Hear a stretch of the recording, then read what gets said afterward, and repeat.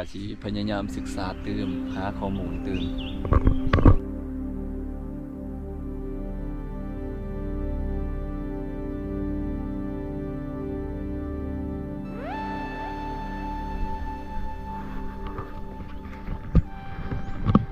สบายดีทุกคน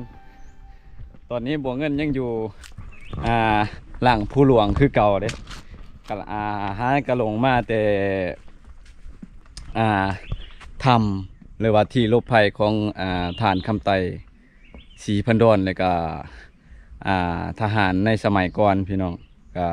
ไปหอดจุดหันเลยก็ถือว่าจากจุดที่เฮาย่างขึ้นไปกับประมาณ1 ลักกว่าอันนี้ถ้าเฮาย่างขึ้นมาจากดินเพียงขึ้นมานี่ก็ประมาณ6-700 เมตรพี่น้อยเนาะตอนนี้แม่นมัวเอาเด้สิไปทงหินตังอีกเทื่อหนึ่งเป็นครั้งแรกเนาะอย่างที่เห็นเฮาแนมเห็นวิวภูหลวงเนาะตอนนี้เฮาอยู่สัน2พี่น้องขึ้นไปอีกเป็นสัน1ส่วนสูงสุดน่ะก็บ่เคยขึ้นจักเทื่อหลังภูอยู่เทิงนะแต่ว่าตอนนี้เนี่ยแม่นเฮาสินำหาเบิ่งหินตั้งเขาว่ามีหินตั้งแล้วก็เขาเจ้ามีป้ายเขียนแล้วก็บ่บอกว่ามันจากจุดเขาเขียนน่ะมันบ่ฮู้ว่ามันสิอยู่จักลักจากจุดนั้นมานี่แต่ว่ากะลองมาหาลองเบิ่งก็เคยมาแต่ว่าบ่เคยไปจักเทื่อแถวนี้เนาะมามื้อนี้ก็บ่มีเจ้าถิ่นบ่มีผู้นำพามาจักอยู่ไสว่าถุงหินตั้งน่าจะมีเครื่องหมายมีลูกศรอยู่บ่ฮู้ว่าน่าจะแม่นลูกศรเขาแหละคือสีแมนอยู่มันเป็นสีเขาพ่นใส่ตามต้นใหม่เขาต้องได้นำหาตามสีเขาเขาพ่นใส่นี่แหละกับแบบเดียวกันกับเขานำหาทางขึ้นไปทำอันนี้บ่เคยไปจักเทื่อเลยมันเป็นบึงเป็นบวมเนาะทางนี้แต่ว่าหินตั้งนะมันบ่ฮู้ว่าจุดใดแล้วก็เครื่องไม้เขานะมันบ่ฮู้ว่าไปทางใดอีกต่อไปนะ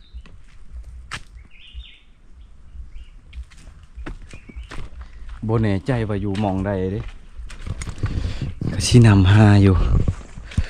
มีแต่ทางข้วยจักเข้าไปทางใดนำหาเพราะว่าเฮาก็อยากเห็นแล้วก็เชื่อว่าทุกคนที่เบิ่งคลิปนี้ก็คือสิอยากเห็นคือกันว่ามันไปทางใดแต่ว่าทางนี้มันบ่มีเครื่องหมายมีแต่อยู่พุ่นมีบ่อนเดียวแต่ว่ามานี่ยังบ่มี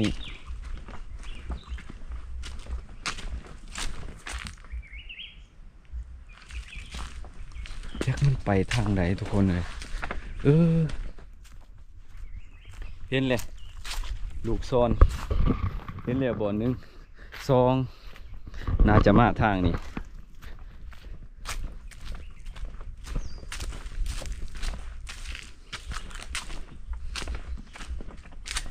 ทางนี้ก็ทางได้บัดนี้เอ้ามันมีเครื่องหมายสัญลักษณ์เข้าอยู่บางยานี่แต่ว่าก็บ่แน่ใจว่ามีอีกจุดหนึ่งจุดนี้เนาะเป็นเครื่องหมายของนักสำรวจในเดือนที่แล้วนี่เขามาสำรวจ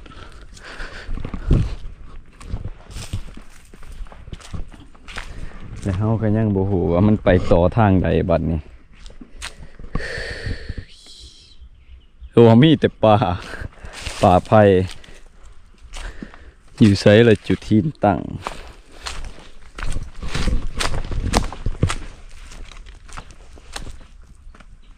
เอาสิพอหรือบ่บัดนี่ว่ามันเป็นรูปลักษณะแบบใดก็ยังบ่เคยเห็นจักเถื่อแต่ว่าเขาจะเห็นแต่หินธรรมดานี่มีอีกเครื่องหมาย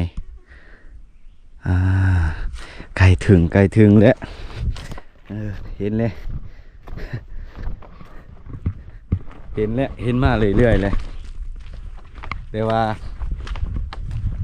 จุดหินตั้งที่มันอยู่นี่บ่ฮู้ว่ามันอยู่หม้องใดแต่ว่าเฮามานี่ก็เห็นสัญลักษณ์ของเขาใบไม้ไว้อันนี้มันเป็นทางข้วยทางเดินของงัวของข้วยเขาเจ้าปล่อยปะเลี้ยงอยู่เทิงผู้นี่หรือว่าอันนี้บ่ถ้ามันหอดจุดแล้วมันก็ต้องมีเครื่องไม้อีกแบบหนึงนะ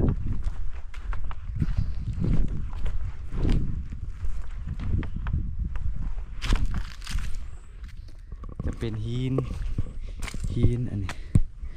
อันนี้หินธรรมดานี่บ่แม่นหินตั้งบ่ฮู้ว่าไกลเท่าใดอันนี้คือกันมันเป็นหินธรรมดาแต่ว่าเครื่องไม้นี่โอ้นี่มีอีกบอนหนึ่งน่าจะไปต่อข้างหน้าเรื่อยๆได้นี่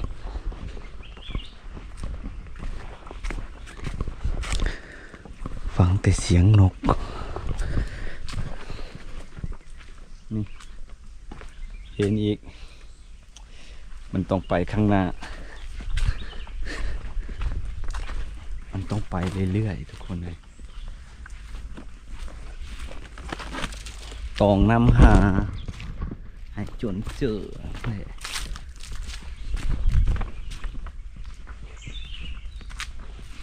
คนแรกที่มานำหาสิถ่ายคลิปเนี่ยอันนี้โบเห็นเด้เครื่องไม้แทนหรือว่าโบเห็นเรื่องนี้มันโบมีขวโบมีเครื่องไม้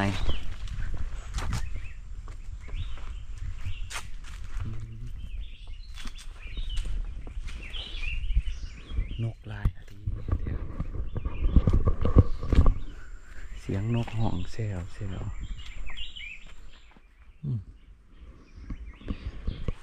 ทั้งใดระบัดนี่หินตอกหินตังเลยคือบ่เห็นเครื่องไม้ระบัดนี่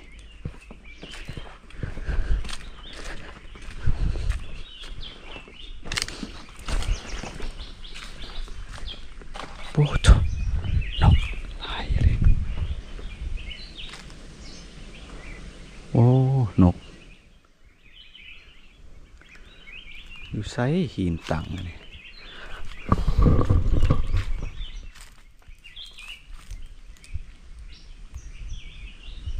มีเสียงนกแซว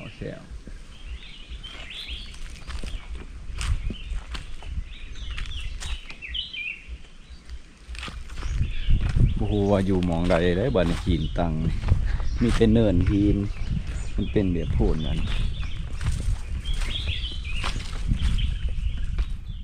อยู่ไซละหินตักหินตึงนี่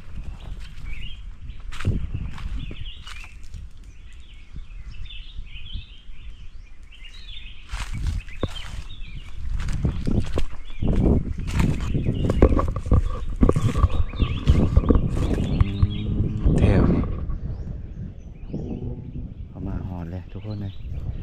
มาหอดเลยนี่ก็เขาเอินไปหินตังอันนี้ต่อใหม่เด้อตัวนี้บ่แม่นหินตังโอ้ขวายนั่นน่าจะดุในที่สุดเอากลับมาหอดอันนี้จะเป็นธงเนาะเป็นธงหินตังแล้วเรียบร้อยแหละระหว่างกลางน่าจะเป็นแบบลำห้วยนกทุกคนลองเบิ่งนกนะลายนกกินหมากใหม่เนาะนี่อย่างที่เห็นคือทางหน้าเฮานี่กะแมนหินตังเบิดเลยเนาะนี่เป็นหอดจุดหมายแหละแต่ว่ากะบ่ฮู้มันอีกลายซ้ำใดเนาะนะทุกคน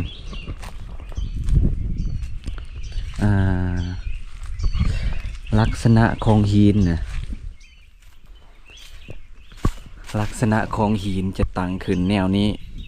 เขาเอิ้นว่าหินตังเนาะแต่ว่าอันนี้เอากับบูฮูประวัติการเป็นมาหรือว่ามีคนมาตั้งโบหรือว่ามันตั้งขึ้นแต่สมัยมนุษย์เขาเกิดมานะ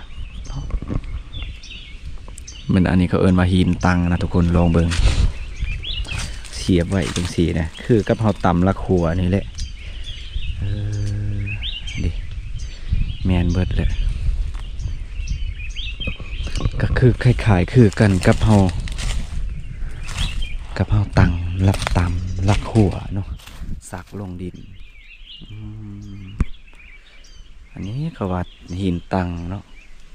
มันตังขึ้นเดี๋ยวมีลายในบริเวณนี่หินตังแมนเบิดเลยแถวนี่หินตังก็เห็นเนาะมันตังขึ้นจังซี่แต่ว่ากระโบแน่ใจว่าในข่าวนั้นจะมีคนมาตังขึ้นหรือบ่หรือว่ามันเกิดขึ้นตามธรรมศาสตร์ของมันนะอันนี้เฮากระโบแน่ใจเลยว่ามันมีคนมาตังขึ้นจังซี่บ่หรือว่ามันเกิดขึ้นตามธรรมศาสตร์จากธรรมศาสตร์สร้างขึ้นมาอันนี้ก็บ่แน่ใจคือกันเฮาก็ได้บ่มีผู้เล่าให้ฟังได้อันนี้นี่อันนี้จะคล้ายๆกันแบบเฮาขางหมอขางหยังเนาะ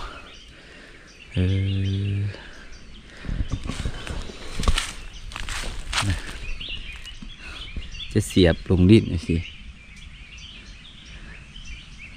บ่แน่ใจว่ามันเกิดขึ้นตามธรรมศาสตร์บ่หรือว่ามีคนมาตั้งไว้อันนี้เขาเอิ้นว่าหินตังก็โอ้เสียงนกเสียงอันนี้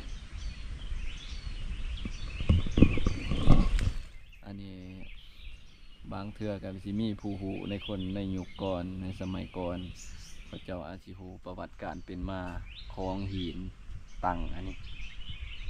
เดี๋ยวกสิพยายามศึกษาตื่มหาข้อมูลตื่มตอนนี้เขาก็มาหอดในบริเวณในแถวนี้ก็มีแต่หินตังเบิดก็บ่แน่ใจทางนี้มันเป็นแม่น้ำห้วยบ่หรือว่าอีหยังเดียวสิย่างไปเบิ่งก่อน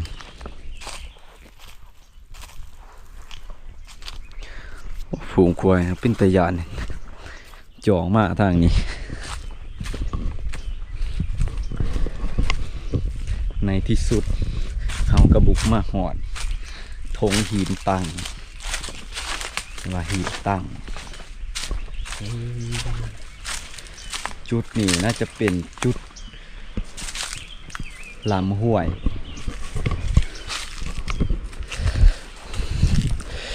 อีกจุดหนึ่งจะเป็นลำห้วยตัวนี้แล้วมีแม่น้ำไหลผ่านและทางภูก็เป็นทุ่งหน้า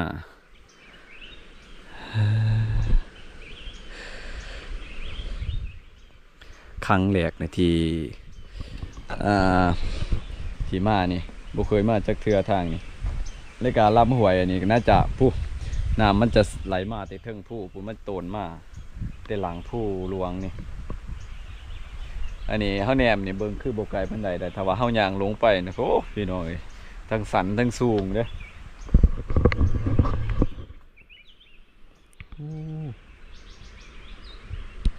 นี่คือเอิ้นว่าหินตั้งเดี๋ยวย่างมาทางนี้โอ้หมวกเอา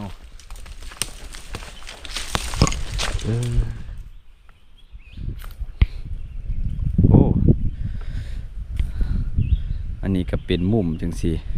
ทางพูนก็คักอีกแบบหนึ่งโอ้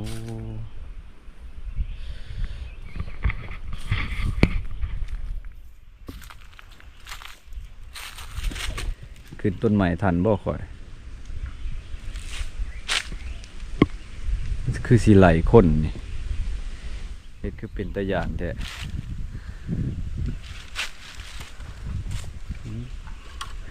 หักบ่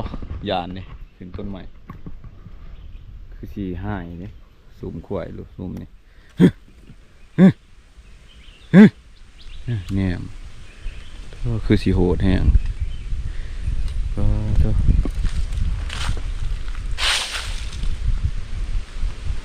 เบิ่งเอามันสิไหลเห่าบ่วะน่ะอยากหายนะฮะ อย่าสิมาเด้คอยกระยานพวกเจ้าคือกันเด้อย่าเด้ทุกคนเลยเอ็ดบาดนี่มาสิไปโอ้มาสิไปถ่ายรูปมุมนั้นก็สีงามอยู่เดี๋ยวตอนนี้เฮากะสิเก็บภาพให้พี่ให้น้องได้เบิ่งลักษณะของหินนี่จะเป็นสี่เหลี่ยมแล้วก็ตั้งลงสิเนาะคือกับเฮาเสียบหลักหัวไว้เนาะคือเฮากับเฮาพังหลักหัวนะแต่อันนี้จะมีลายเนาะอันนี้คือหินตั้งเนาะแต่ว่ากับโบแน่ใจว่ามันเกิดขึ้นจากธรรมศาสตร์บ่หรือว่าจากสีมือมนุษย์บ่อันนี้เฮาก็สิพยายามหาข้อมูลและศึกษาเบิ่งตืมบ่แน่ใจว่ามันสิเป็นสีมือของมนุษย์เฮาสร้างขึ้นมาบ่หรือว่ามันเป็นแต่ข้าวสมัยโบราณข้าวสมัยฟ้าดินเกิดมนุษย์เฮาเกิดว่านี้มันสิเกิดขึ้นจากธรรมศาสตร์หรือว่าจากสีมือมนุษย์ก็สิพยายามศึกษาหาข้อมูลเบิ่งตืมว่าหินตั้งนี่มันเกิดขึ้นมาใดแนวใดและมันตั้งขึ้นมาในใดแนวใดเนาะเพราะว่าในบริเวณนี้จะมีลายและกระทั่งหน้าเฮานี่เป็นลำธารหรือว่าแม่น้ำที่ไหลจากผู้หลวงลงไปพื้นที่ต่ำดินเพียงในเขตหมู่บ้านของชาวไห่ชาวนาลักษณะของหินจะเป็นหูปสี่เหลี่ยมแบบนี้แหละเนาะแต่ว่ากับผู้ใดผู้หรือว่าเกี่ยวกับประวัติการเป็นมาว่ามันเกิดขึ้นมาใดแนวใดคนสร้างขึ้นมาบ่หรือว่ามันเกิดขึ้นจากธรรมศาสตร์สร้างขึ้นมาบ่อันนี้ก็ตอบมาในเด้อพี่น้องท่านใดที่ฮู้เนาะหรือว่าท่านใดที่เคยมานี่เนาะบ่เงินเสือว่าหลายคนยังบ่เคยเห็นหรือก็กำลังเห็นเป็นครั้งแรกพร้อมกับแอดมินณตอนนี้พี่น้องนี่คือหินตั้งที่อยู่บ้านอุดมไซชนเผ่าเจงเหาะเนาะที่อยู่บ้านอุดมไซเมืองสนามไซแขวงอัตตปือเนาะก็มีอยู่อีกจุดหนึ่งทางลาวไต่เป็นจุดท่องเที่ยวเลยก็หลายๆคนที่ยังบ่ทันหูขึ้นเพียงแต่จุดชมวิวถ่ายรูปเลยก็ลงกลับคืนเนาะมื้อนี้แอดมินมาหอดมาเทิงเลยก็ถ่ายให้พี่ให้น้องได้เบิ่งได้ชมเนาะอันนี้ก็ลักษณะของหินอันนี้ก็แบบเดียวกันกับเฮาเฮ็ดอันนี้เป็นสี่เหลี่ยมเนาะกับเพียงอีกทั้งพื้นแล้วก็อันนี้ก็ตั้งขึ้นมาสิคือกับคนเฮามาตั้งไว้แบบหลักหัวรถมันขึ้นเนาะมีหลายบอนพี่น้องนับนี่ก็หลายเติบหลายพอสมควรเนาะก็บ่แน่ใจว่าเพราะเฮามาเป็นครั้งแรกว่ามันสิมีบอนเดียวนี่บ่หรือว่ายังมีอีกหลายบ่อนหลายแห่งในเขตนี้นะอันนี้เฮาก็มาเป็นที่แรกเนาะจุดแรกที่เฮามาคือว่าหินตั้งพี่น้องเดี๋ยวสิเก็บเป็นภาพไปฝากพี่ฝากน้องทาง Facebook อีกเทื่อนึงพี่น้องเนาะก็สำหรับคลิปวิดีโอถ้าเฮาได้ข้อมูลเพิ่มเติมเนาะเกี่ยวกับประวัติการเป็นมานี่ก็สิมาตอบมาเล่าให้ผู้ใหญ่เพิ่นเล่าอีกเทื่อนึงสำหรับผู้ฮู้เกี่ยวกับประวัติการเป็นมาของหินตั้งแห่งนี้พี่น้องเนาะ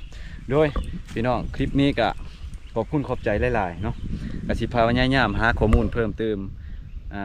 ไปติดตามรับชมน้ำกันตอนต่อไปว่าสิได้ข้อมูลมาแนวใดเดี๋ยวบัวเงินก็สิมาเล่าให้ฟังอีกเทื่อนึงเนาะพี่น้องบ๊ายบาย